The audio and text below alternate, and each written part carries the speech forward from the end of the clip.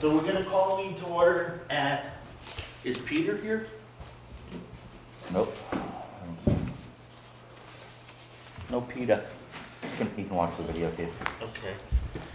6 PM.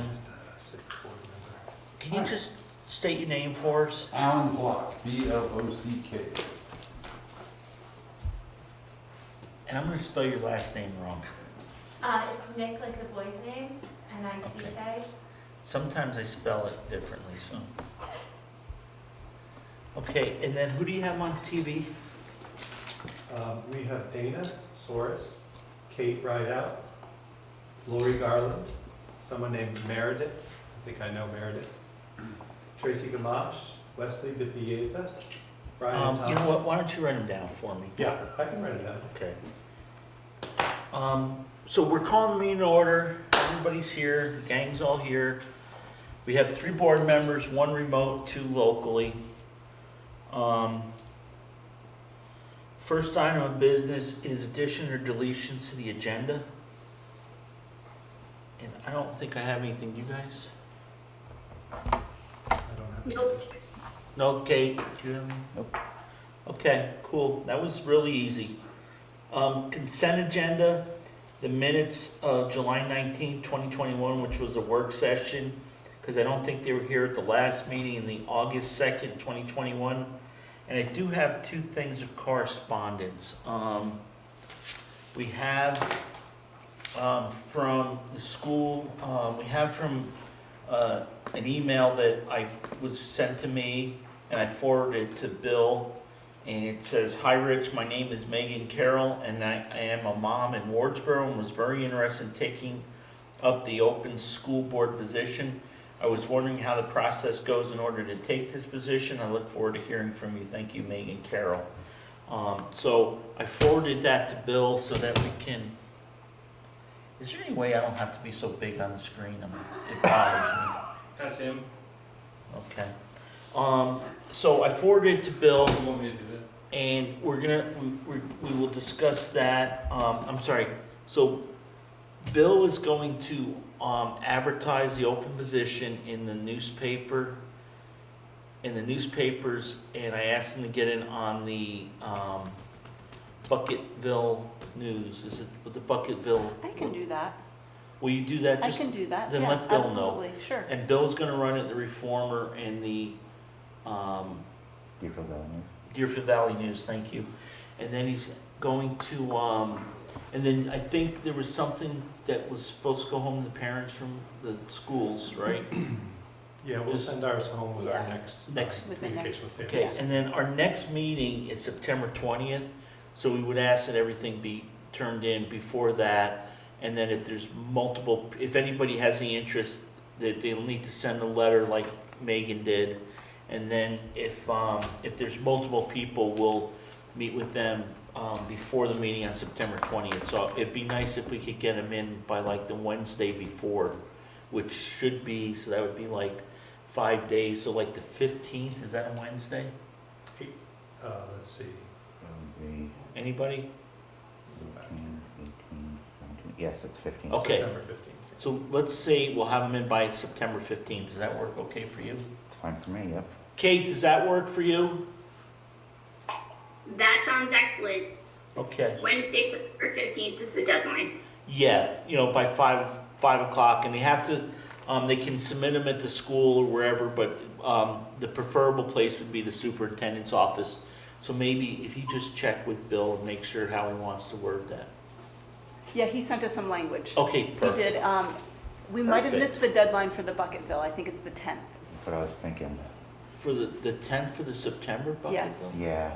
Yeah. Remember, Anita was always like, she needed it like the month before almost in order to get it in. Wow, okay.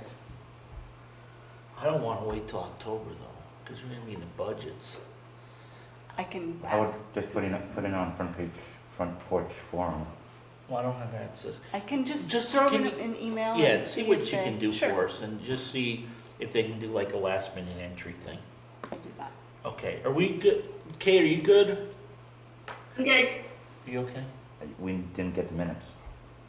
No, are you okay with this? Oh, for that, the for that, correspondence? yes. Yeah. Okay. Matt, I can't even see over there. You're gonna have to tell me somebody Yeah, raised so- their hand. There's a couple of folks that it would be nice if they would fix their name on Zoom so we can tell who it is. There's somebody called Camera. That looks like it's been fixed. Kendra, you could add your last name, Kendra, and Meredith Block. Block. That's who I thought that was. Okay, so are you good, Matt? I'm good, thank you. Okay, so that was the only correspondence I had, but we did get a memo from the School Board Association, but I'm gonna use that when we discuss our new business. So I don't believe we got the minutes of the meeting, because I don't have them in my packet. Did they not go I out? didn't have them. We didn't go out. Okay, so for the consent agenda then, the only item is correspondence. That doesn't require any action. We won't accept the minutes. Matt, can you just do me a favor? Yeah. Since it's your building we're in tonight, Yeah. and just send Bill an email just saying we really need these minutes. Is Peter on there yet? Not yet. Okay. Peter may be taking minutes at another meeting tonight. There's another meeting in Townsend, I believe. Yeah, okay. I didn't think it was a regular board meeting though. It is. Oh, it is? Okay. So members of the public, you were in here first. I'm sorry. Ladies first. I actually did have a question. Go. I was wondering if you guys have the numbers for how many students aren't returning this year? Because we saw a big increase last year. If you guys Are or aren't? are not, because from what I've heard, the numbers have gone down. Is that true or? Well, how about if we ask that, can we ask it as how many students are you gonna have this year versus last year? Yes, that's a better question. Thank Okay, you. because I mean, some students, I mean, I think it's a total number you're more interested in. Okay, because if you want to know how many students enrolled last year that aren't enrolled this year that should be here, I don't know if that would be as easy a number for him to get. Do you have that? I have an idea. Yeah, so we had about 104 students last year, and we're running about 85 right now. Okay. That's what our estimates are. And where are you at in your We- building? We, last year we had about 48. It looks like we have about 45 at this point. We had a larger class going out than coming in, And by how many? 3. So there you go. Yeah. How about you, Matt? The big thing is we had a lot of folks who were here for a year and then went, reestablished their residency somewhere else. But we did have several families who moved to other towns and relocated this year, which is unusual. That's a little lower than we even thought we would have this year. Well, the real estate market's pretty hot too, so Yeah. a lot of people got going while they get good. Yeah. Okay, are you all, is that good for Yeah, you? thank you so much. Okay, if you need something more specific, you can just give Matt a call and Tammy a call or one of them and they can connect. Thank Okay, you so much. thank you. Sir? My name's Alan Block. I just moved here about 2 months ago from Michigan with my wife and kid, a little less than 2 months ago.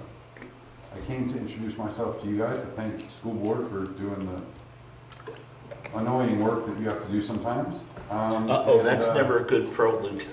Well, you know what, I'm an attorney, I've spent a lot of my time in front of boards and at township meetings and that kind of thing, and so I know what it's like, and so I appreciate you guys.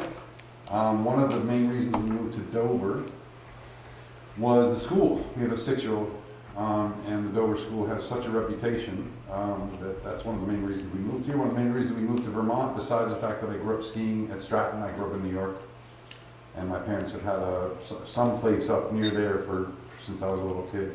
Nice. But other than falling in love with the state as a kid, during the pandemic, Vermont's sort of adherence to knowledge and science and medicine and not the other motivations was inspiring to see, and that's one of the reasons that we chose here. So there you go.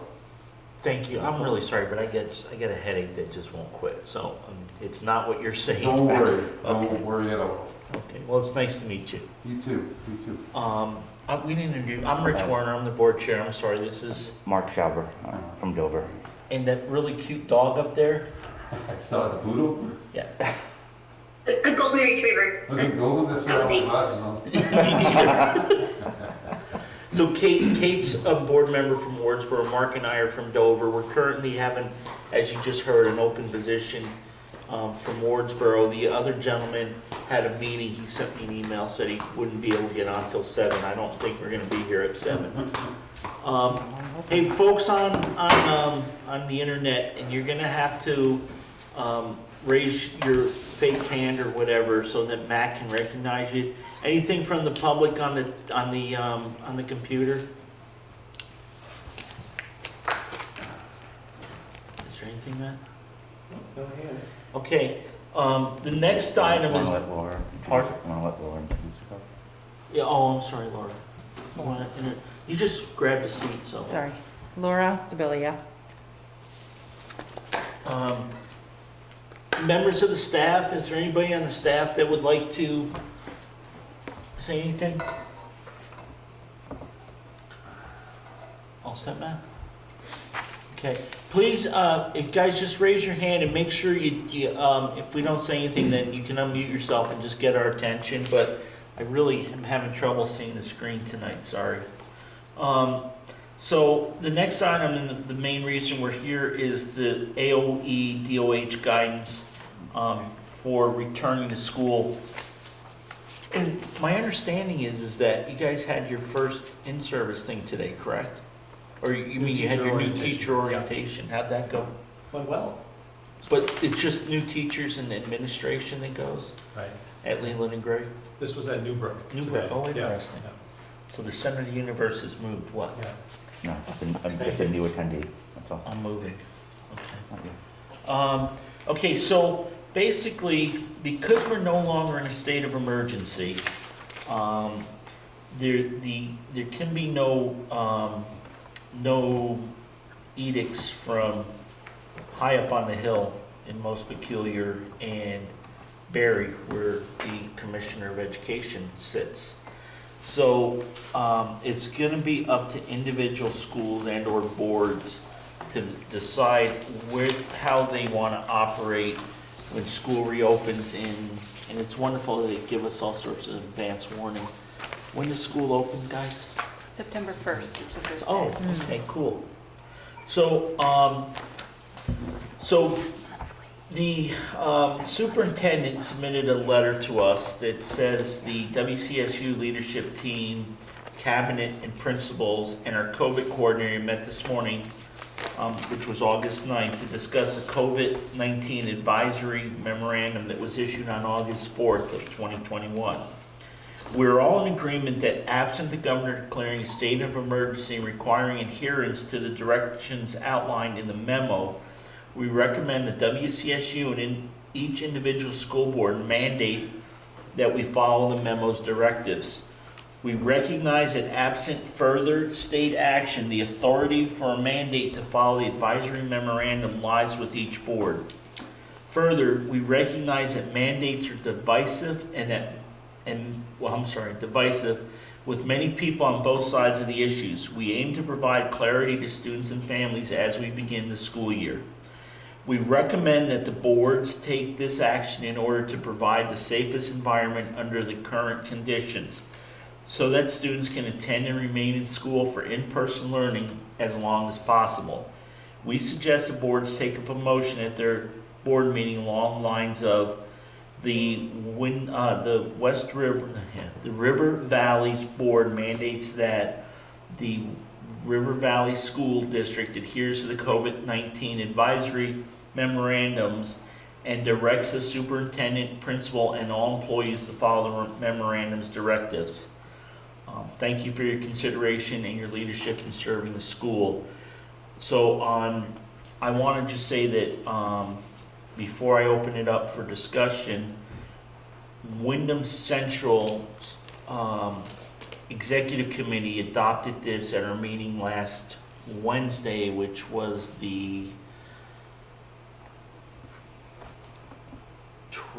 11th, August 11th, we did adopt this, and we made it memorandums so that when there's changes in the advisory memorandum from the Agency of Education, we don't have to redo this. That the staff and the superintendent, supervisory, and the school district follow the current memorandum. So if it changes, that you folks can change that. One of the things that was discussed in that meeting that I thought was important for people to know is that even if we don't follow the memorandum, I'm sorry, that if there is a reason for the school to close, we cannot do remote learning this year, because the only reason we were allowed to do remote learning last year and have that count was because there was a state of emergency. With absent the state of emergency, we can't send everybody home and say we're gonna do remote learning. What about snow days? You can't do it. So, So snow days back to being regular snow days this year? yes, Okay, they are. that's in, So, that's my understanding. Tammy and Matt, Yes. is That's that, That's ours as okay. well. Yeah. Can you explain what that derives from? What derives from? Like, why that is the case? I'm sorry. Why that is the case? Why, what is the case? Why there's not allowed to be any remote learning if, for instance, there's an outbreak and... Because there's not a state of emergency, so you can do remote learning, but it doesn't count as a school day. God, So, with the state of emergency, there's certain powers given to the governor and to the legislature, not so much the legislature, but to different departments to allow, like, the Secretary of State allowed meetings, totally remote meetings. Now, because there's no longer state of emergency, we're not allowed to, we can have remote meetings like Kate's on TV now, but we have to have a announced location and people be allowed to come. And we can't say you can't come in. Are you guys okay without us wearing masks? I mean, I didn't realize everybody's masking up. So, I mean, why are we doing that? It's not a requirement at the moment, Okay, just people feel comfortable. but you can wear one. I'm wearing a mask because we have substantial spread, and where I work, Okay. there was a breakthrough case. I've Okay. had a negative test. are you guys okay without us? My mom's immunocompromised, that's why I wear. a Okay, mask. are you okay with us not wearing masks? Yeah. Okay, you're okay? I'm good. Okay. Because we're kind of close, I mean, we I can have spread out mine in more my bag. too.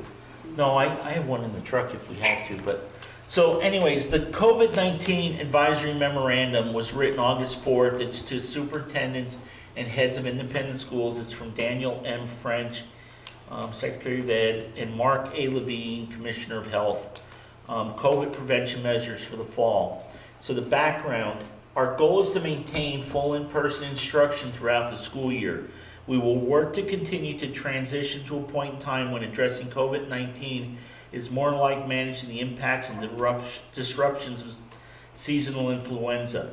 Vermonters have achieved among the highest rates of vaccination against COVID-19 in the world. We are confident this goal is achievable provided that strong vaccination uptake continues among the adult population, and we see a similar rate of uptake among children younger than 12 years of age when vaccines are approved for this age group. However, we must acknowledge that COVID-19 cases and clusters will continue to occur in Vermont and elsewhere. Thankfully, the science is clear.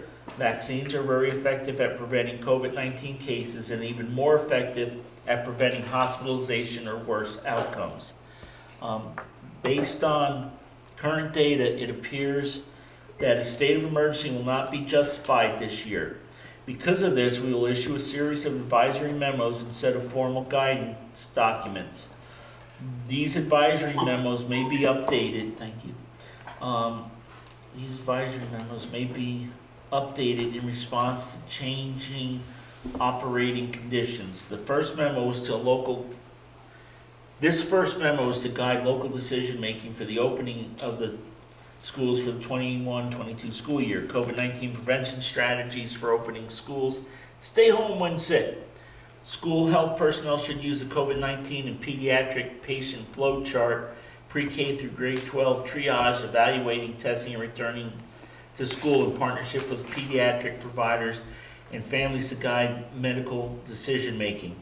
Students and staff who are sick should stay home. This is the most important prevention message. All students and staff should stay home if they show symptoms of COVID-19, have a fever, temperature greater than 100.4, or are currently in quarantine due to close contact with an individual with COVID-19 or in isolation due to testing positive for COVID-19. If symptoms begin while at school, a student or staff member should be sent home as soon as possible, and the individual should be isolated from other staff and students until they can go home. Masks, to allow school districts time to calculate the percentage of currently eligible students who have received 2 doses of a 2-dose vaccine, schools should require universal masking for all students and staff when indoors for the first 10 instructional days of the school year. Currently, all Vermonters aged 12 and older are eligible to be vaccinated. Following the first 10 instructional days of the school year, masks should no longer be required for all those eligible for vaccination when the vaccination rate, 2 doses of a 2-dose vaccine, among students is equal to or greater than 80% of the school's currently eligible population. Masks should be required indoors for students younger than 12 who are not eligible to be vaccinated at this time. Masks, when required, may be removed when needed for instructional or operational purposes. Masks are currently required for all passengers on buses per federal regulation, regardless of age or vaccination status. Masks should not be required outdoors, and guidance will be updated when vaccine eligibility expands.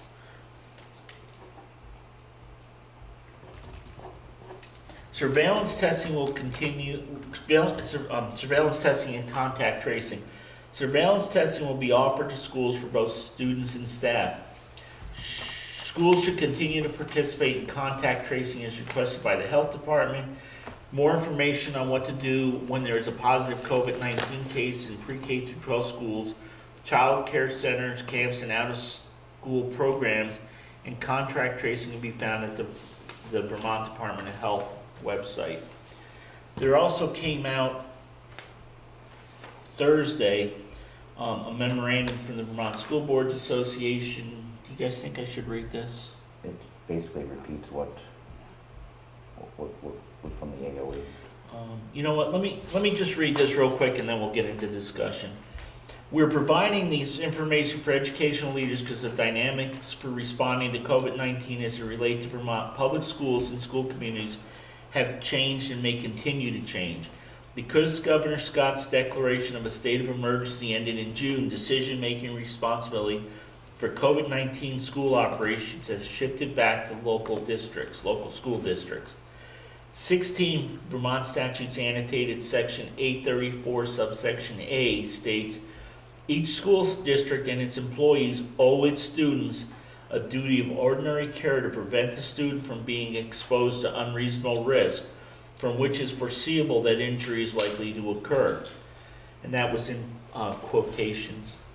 The scope of the legal duty of ordinary care is determined by the foreseeability of here we've got an attorney here, of the foreseeability of the consequences of an individual's acts or omissions. Edson v. Barry Supervisory Union number 61, 182 Vermont 157 in 2007. If a district's actions do not meet the standard of care causing foreseeable injury, then the district may be subject to legal action. In exercising the duty of care, local school officials have the authority and responsibility to assess current conditions and consult the guidance of public health experts and doctors. On August 5th, Education Secretary Dan French and Health Commissioner Dr. Mark Levine issued an advisory memorandum of COVID-19 preventions for the measures for fall of 2021, which is what I just read. Because the state of emergency ended in June, the memo does not have the same force of law as the formal guidance issued previously under authority of the governor's emergency order. Again, it's important to understand this context because it shifts the decision-making responsibility back to local school districts, but does not preclude districts from implementing stronger mitigation strategies in the memorandum referenced above outlines. August 10th, the Vermont chapter of American Academies of Pediatrics issued guidance on masking and returning to school. Local pediatricians have generously offered to collaborate with school officials to keep children in school and safe in the year to come. Additionally, the key Centers for Disease Control documents for school officials are guidance for COVID-19 prevention in K-12 schools, which was updated August 4th, and the interim public health recommendations for fully vaccinated people, which was issued on July 28th. Please note that with regard to masking, the Scott administration and the Vermont chapter of American Academy of Pediatrics and the CDC all recommend universal masking at the start of the school year. However, recommendations diverge with the AAPVT, which is the pediatrician, and CDC recommending continuing masking. AAPVT advises masking until epidemiologic data indicates it is safe to remove them. The Scott administration recommends that school not require masks when certain benchmarks are achieved. Irrespective of our summary below, we urge you to review all the recommendations in their entirety. The Scott administration recommends universal masking for all students and staff when indoors for the first 10 instructional days of the school year. Following the first 10 instructional days of the school year, the Scott administration recommends that masks should no longer be required for all those eligible for vaccination when the vaccination rate, 2 doses of a 2-dose vaccine among students is equal to or greater than the 80% of the school's current vaccination eligible population. Vermont chapter of the American Academy of Pediatrics recommends that universal masking for all students and staff, regardless of vaccination status, should continue until those under 12 years of age have had the opportunity to be vaccinated and epidemiologic data indicates it's safe to remove them. And the CDC recommends universal indoor masking for all students, staff, and visitors to K-12 schools regardless of vaccination status. So I guess that's a little difference there. VSBA, Vermont School Boards Association, Vermont Superintendents Association, and Vermont Principals Associations will do all we can to support local school officials as you work to determine the best ways to ensure students are safe in school despite the continuing threat of the coronavirus and its variants. And there's like 6 signatures here, presidents of all those 3 associations and the executive directors. I just, real quick, the HVACs are all up to speed and everything works in all the buildings, and We have we're our HEPA like, filters. and we're higher than what's required of new construction. I think all our buildings tested really well, didn't they? Yep. And are we gonna be taking temperature of students, or is it just the honor system? No temperature checks unless a student is complaining. Okay. So, I read a lot, I'm really sorry, you guys, I mean, I hate to have to do that, but let's have some discussion. Mark? To start with, both the documents that Rich read are available in our meeting docs.rvusd.net folder. That it? Yeah, I made it more later, but I just wanted to remind people about that. You got anything? Yeah, I want to, so I am in support of taking the same action that the Women's Central Supervisor Union Board took. What I want to know is, I want to make sure that Tammy and Matt have everything they need. You know, if you have parents who are adamant that their child is not going to wear a mask, do you have, or community members who insist that they won't wear one coming into the building, are you clear and comfortable with how to proceed? And I'd like to hear from both of you, actually, so. I'm not exactly clear yet how we would proceed with that. Would there be discipline action? I don't know yet. I'd have to discuss it with Bill and Tammy, and we would have to decide, you know, what would be best practice. I don't know exactly how it was in Wardsboro last year, but kids wearing masks was not a discipline problem. It just, after a short time, they became comfortable, and it was So occasionally we'd have to remind them, put your mask up, but it was really casual. It was a casual reminder, and it was not any kind of hardship.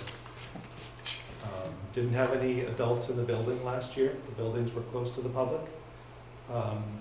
So I would assume it would be pretty easy to ask folks to wear masks when they come in. I think it's pretty clear why we would want to do that. Don't know what our authority would be. I, again, would have to review that with Bill to deny somebody entrance if they refused. We'd have to figure out what the contingencies are. How was last year for you, Tammy? Masking was not an issue for any of the families that I'm aware of, nor any of the students at all. I think one thing that would be important is that whatever Dover decides to do, Wardsboro is consistent with that. And so Matt and I working together would be key for that. Okay. Well, the motion would be for the River Valleys, Right. but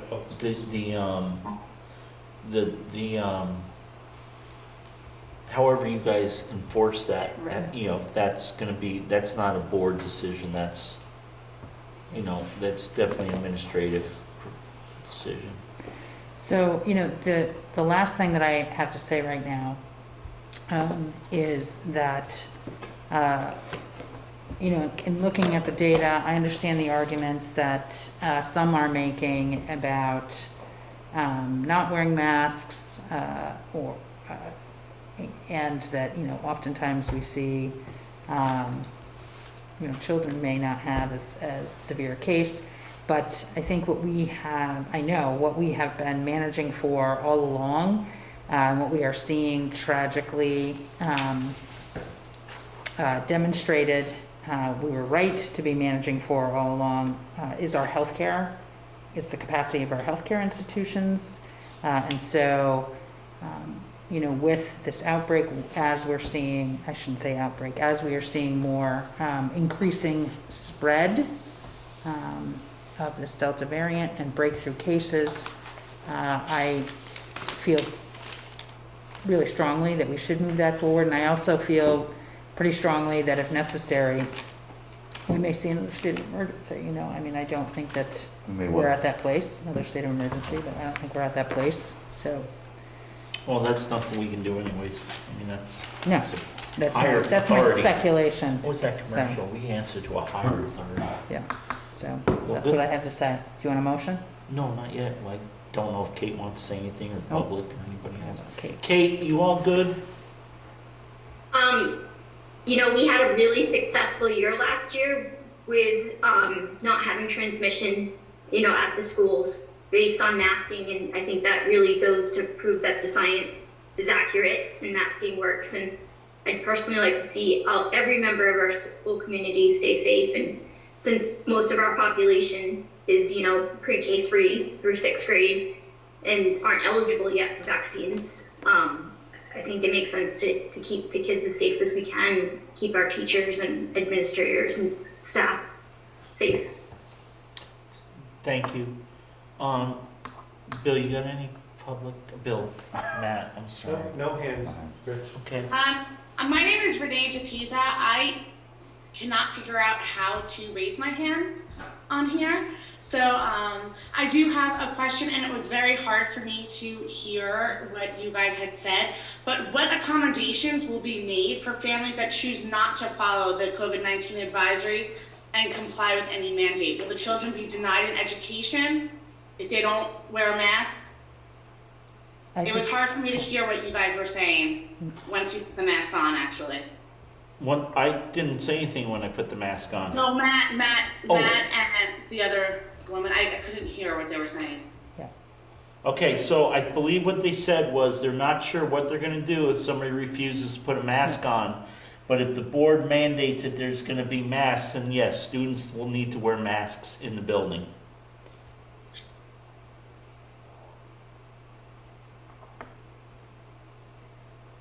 Hello? Hi, okay. I'm just concerned because there's evidence showing that they're not only having no effect on the spread of COVID-19, but that they're extremely harmful to children's physical, mental, and emotional health right now. And students have nearly a zero risk right now, and the overall survival rate is about 99%. Yeah, Demand- unfortunately, that 1%, you know, if that happens, and if it happens here, it's, you know, it's gonna be really tough. If the advisory or the information we're saying is, we're really not sure one way or the other, but we have a doctor who's really saw Vermont through COVID fairly, even though we had some local deaths, some, long-term, lifelong residents, pass away from COVID. Really, Vermont went pretty much unscathed, and it kind of Vermont became the, island of hope maybe for a lot of people. I mean, we just had that, I don't know if you were on earlier when, a local reporter asked about the number of students we had in here last year versus this year that decided to attend our school, and what the recommendation is from all the powers to be is that this be what we do and be our action. But that's why we're having a discussion, so we'll definitely take your thoughts into consideration, and we appreciate it. Is there anything else? No, that's it. Okay, well, we appreciate your thoughts, and I've got a bunch of hands up, so, is there anybody else on TV land? I'll get to you in a second. We're gonna go, I think Laura was first, Mark, and then you, sir.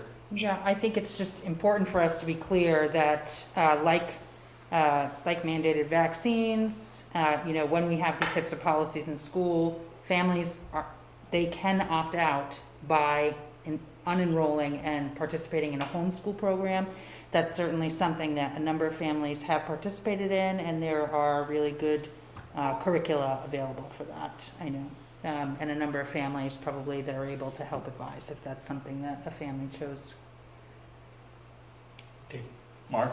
Well, I think it's important for us to remember that the Delta variant is approximately 3 times more transmissible than the original COVID-19, and that the RO amongst the young population is about 5 times as high, which just basically means that they're a lot more susceptible to this than they were to any other variant or the original.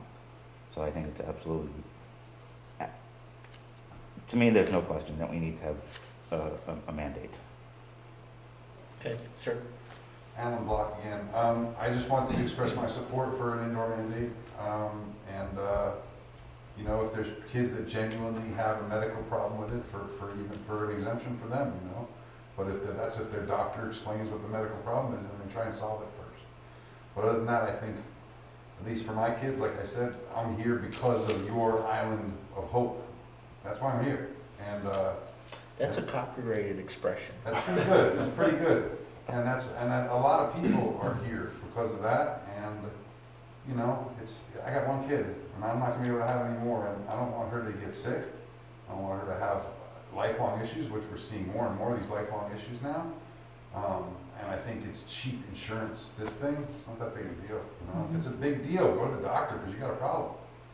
Get it fixed. Maybe you have lung problems, maybe you have sinus problems. But other than that, it's not big a deal. My kid doesn't seem to mind it.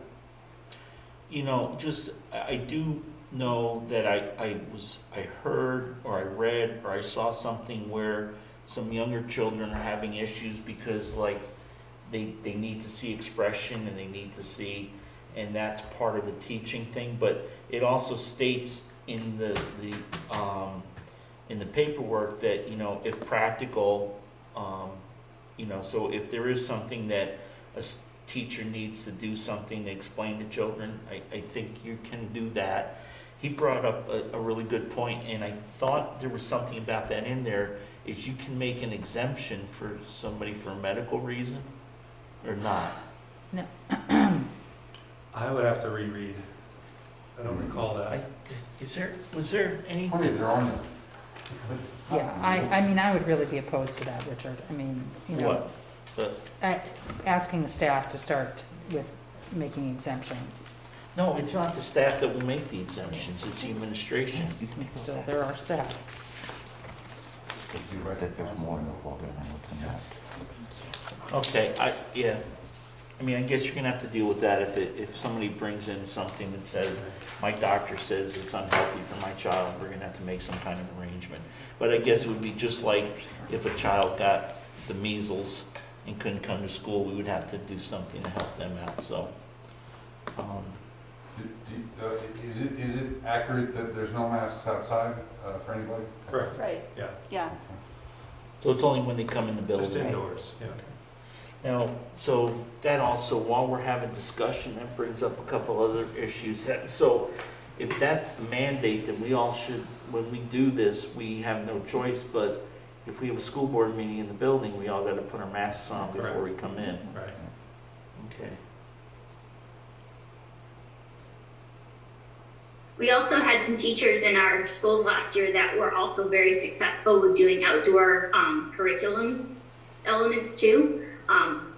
Last year I had a first grader, and the amount of time that she spent outside was phenomenal. So it was really interesting and just really cool to see what one teacher was able to do with some of those things. And you know, there's creative ways of working with challenges.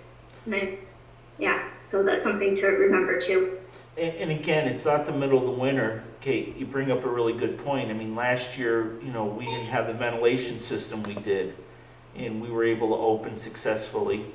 You know, and again, I think in the beginning of the year, you can have lots of ventilation, lots of windows open. Plus, I don't think it was till December that we got the HVAC running properly in both buildings. So I do understand that it's you know, more easily transmitted, has more virility. Yeah, I don't think we should be Visibility. talking about like the medical, the science. No, I'm not, I'm just saying that it's supposed to be more, Yeah. but we've also have more safeguards in the building than we did last year. We have stuff working. Yep, It's the only we point do. I'm trying to make. Yep. So, if, I don't, is there any more discussion, or would somebody like to make a motion? The only other thing that I would say, Richard, I would like to revisit this. I want to hear from Matt and Tammy at every meeting that we have about how they're doing and if they have enough tools, if there's anything that they need from us about this. It's really important. I think our administrators and our staff and our families all worked really hard last year to have a really successful school year, and I want to make sure, you know, I think we all were hoping maybe not to deal with this, and maybe we will get to that place, but I want to make sure that you have as much support as you need, and the staff does, and the students, We will the entire decide what we're student doing. body. So, well, I have a good sense of where I'm at. Well, then tell us. I would like to move that we, And add Vanessa. I would like to move that Well- the, Yeah, it doesn't matter, she doesn't have the floor. Just gonna say there is one. Oh, there's hand that up. hand up. oh, well, there's Don't, some- go ahead. Make a motion, we So- can have okay. discussion after the motion. Okay. I move that the River Valleys Board mandates that River Valleys School District adheres to the COVID-19 advisory memorandum and memorandums and directs the superintendent, principal, and all employees to follow the memorandum's directives. I'll second. Okay, so I have a motion by Laura and I have a second by Mark. Discussion. So, Kate, you have discussion? Nothing new to add, no. Matt, who's, CB Hall has her hand up. go ahead. See, I'm sorry, go ahead. I was wondering, it's Billy Joe, sorry, I didn't rename me. Matt said he wasn't gonna do the temperature checks. Is he gonna run that system that they did like on Wednesdays on like over the weekend to sanitize each of the rooms throughout the school year? Matt's gonna follow, and we're all gonna follow whatever the CDC guidelines are. There will be, there's a little bit of difference now, but yes, I'm sure that we're gonna clean stuff like we've been trying to clean. We're gonna do everything we can not to have an outbreak. And Matt, whatever that takes, you know, just, I think Laura made the comment that we will give you whatever tools you guys need to make Yes. people safe. So that was a good point, and I appreciate you giving it to us. And, we'll definitely do whatever they recommend and however they recommend cleaning. I'm sure we will follow that to a T. But no, school will be 5 days a week, so there's not gonna be a day in the middle of the week that the building is open, that they can do, spend the whole day cleaning, unfortunately. I don't know if you've been on the whole time, but last year we were able to do remote learning, and that was count as a school day. Because there's not a state of emergency anymore, we can't go to remote learning because it doesn't count as a school day. Yeah, no, I was on for Okay. all of that. Okay, well, thank you. Are you all set then? Is there anything else? No, that's good. Okay, we appreciate the comment. Anybody else, Matt? We good? No other hands. Okay, so the motion, I don't think I need to reread it, but the motion to approve that we follow the advisory memorandums. All those in favor say aye. Aye. Okay, Kate is an aye, so there's 3 ayes. There's nobody else to vote, so it passes. It's a unanimous vote of the board to enact this. As an aside, I'd like to ask that we think of we create one other motion tonight, or do one other motion tonight, and that would be, last year we gave the superintendent, in consultation with the administration and his cabinet, the ability to act on the best behalf of the students and the school districts and take whatever action he needed to take to allow the schools to operate safely and effectively. I.e., if Matt winds up having an outbreak or Tammy in one of the classrooms or one of the areas, to be able to, send students home from a classroom, or send, or stop using a portion of the building, or having students have lunch inside or do more outside. And we gave them a pretty broad motion, and I'd like us to consider doing that again so that they can act and react when they have to, versus having to try to get the school board together to allow them to do that. Again, because we're not in a state of emergency, they cannot just close the building, send students home and do remote learning, but it's gonna make it a little more difficult. But I think we need to give them the tools that if every child in this side of the building is sick, they may need to quickly say, we're gonna have everybody stay home for a couple days, and we gotta figure out or get recommendations on what we do. Unless you all wanna have a lot more meetings. So, go ahead, Laura. I'm happy to make that motion with the caveat that I just want to make sure we have timely communication with the chair. Well, and also with the parents too. Yes, but I want the board to also be apprised of that, through the chair, at least. Are Absolutely. you okay, Mark? Yep. Kate, are you okay with that? I'm okay with that. Okay. You want to just make the motion the same one as we made last year?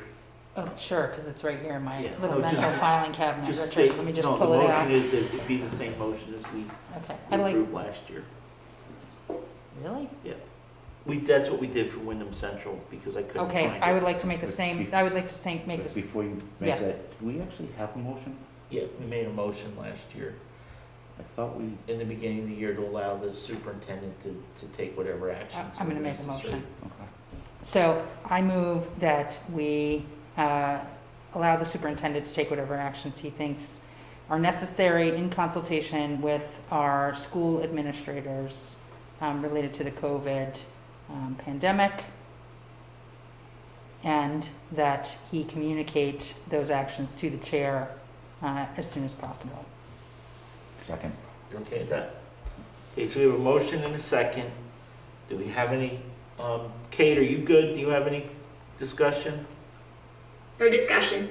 Okay, we should have another TV separately for Kate right there, like they do on Ahead. some of those TV shows. Mhm. Is there any discussion from the public? Do you have anybody on TV? No No hands. hands. Okay, I think we've given everybody long enough. If there's no hands, all those in favor say aye. Aye. She said aye, but I think she's muted. Kate, are you an aye? Mine, but I I think I said it in tandem with everybody, but I am an aye. Okay, thank you. So it's a unanimous decision by the board. So except that we have a meeting on September 20th. And when is our Wyndham Central meeting? Isn't that the week before? It's usually the week after, isn't it? Yes. The third- Yes, it's probably the week after. It's usually the third Wednesday, right? Has that been No. sent out yet? Third Wednesday or fourth Wednesday? Oh, I don't have the Wyndham Central meeting in my calendar yet. Yeah, I haven't heard about it. So. No, we said it a long time ago. I didn't bring my school board bag. I'm sorry, guys. The third Wednesday. is 15th. Yes? There she There's is. Lori. Oh, I forgot you were here. I know, I'm so quiet, and I have to get off for the next meeting pretty quick, but it's September 29th. Okay, that's what I thought it was. Lori, did you have anything for us? I'm really sorry. No, you're fine. Okay, Good discussion. okay, I really appreciate it. I do have one more thing. Well, hang on, she's getting off. Matt, did you have something else you said earlier? that I you- don't think so. I do. In Bill's absence, he asked me to have you make a motion for the board chair to sign contracts when available. We had brought 2 candidates last Right. meeting.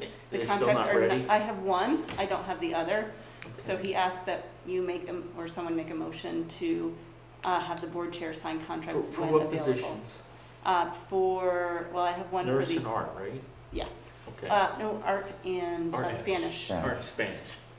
Okay, Want that? do you mind? I move that we authorize the board chair to sign contracts when they become available for the art and Spanish positions.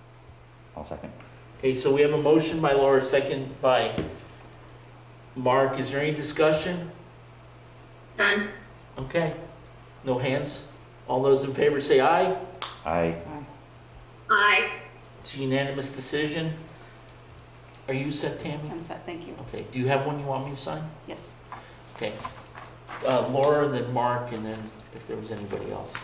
So I was just going to worry a little bit, as I'm wont to do, but about the length of time before the next school board meeting and the opening and this policy. And I was going to ask if we could get some sort of a opening report from you all. I know that that is a really busy time, even if it's just brief. It would be great. Any specifics that you would like in Just, that? I mean, highlighting, if there are things that are coming that are going to be challenging, or that you're seeing on opening that are going to be challenging. I know that this is really busy for you all, so it could even be, hey, things are going okay. Well, but the more important thing is, if something we did tonight is not working and Yes. oh my gosh, I hate my stupid phone. I love your phone so much, Rich.